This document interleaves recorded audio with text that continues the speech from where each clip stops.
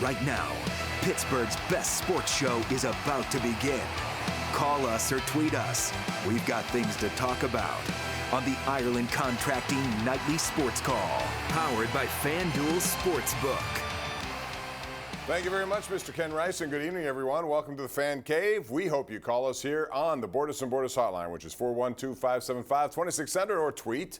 You can do that also at KDPomp, at Chris Mueller, PGH. As we talk about the day in sports, a lot of stuff going on as we welcome in Chris Mueller up at 93.7 The Fan with a lavender sport coat on today.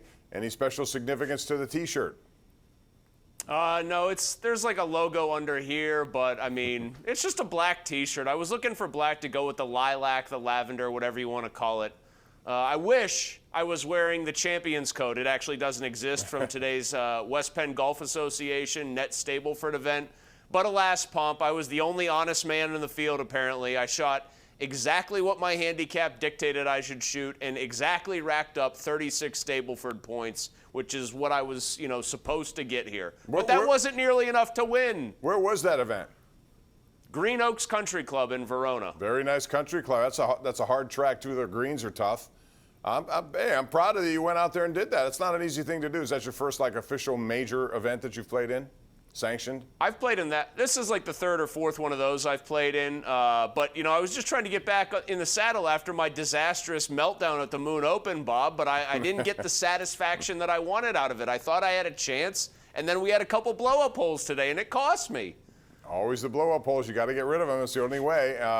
And really, if you can putt, you can do things. We saw that last week at the FedEx Playoffs with those two bombs by DJ and John Rahm. I'm anxious to watch it at Eastgate this week, or East Lake this week. So we'll talk about that later in the week. Right now, we're talking about what's going on. The Penguins made a couple of coaching hires, Chris.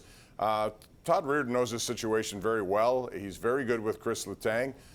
He has a relationship there, not unlike what we saw with Rick Tocchet and Phil Kessel. How important is this hire? And, Mike Vellucci is also a guy who knows the system well because he's been down at Wilkes-Barre. All these guys have Wilkes-Barre ties. Is this good moving forward for this group of players? Well, I think when we look at what the Penguins have done to find coaches who have won Stanley Cups, that would be Dan Bylsma and Mike Sullivan in the Crosby-Malkin era.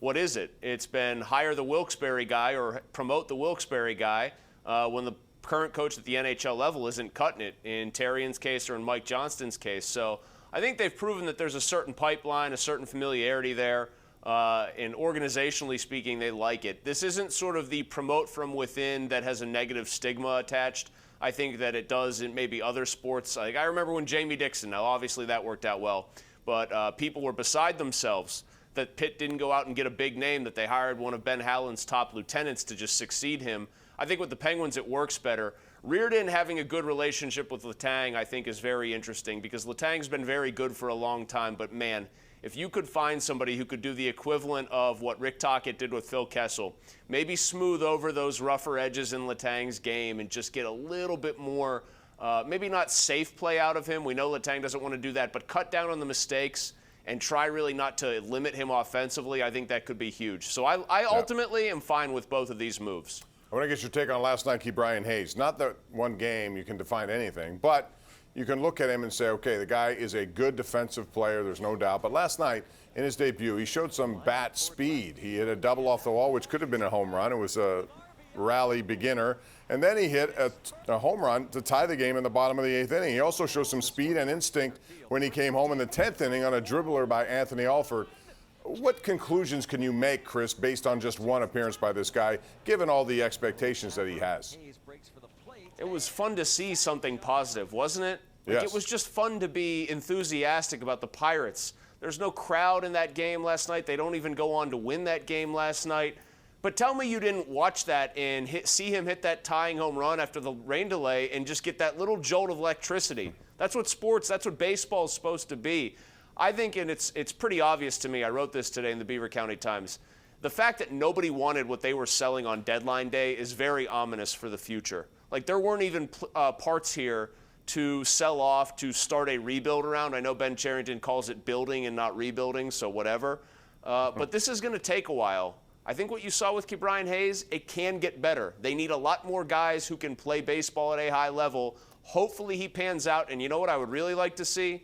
The Pirates get lucky on a guy like that, where the glove is just as good as advertised, but it turns out he can hit at the major league level. Boy, wouldn't that be nice? They haven't had one in quite some time. All right, when we come back, we are going to talk about another box that is needed now for the Brady Bunch.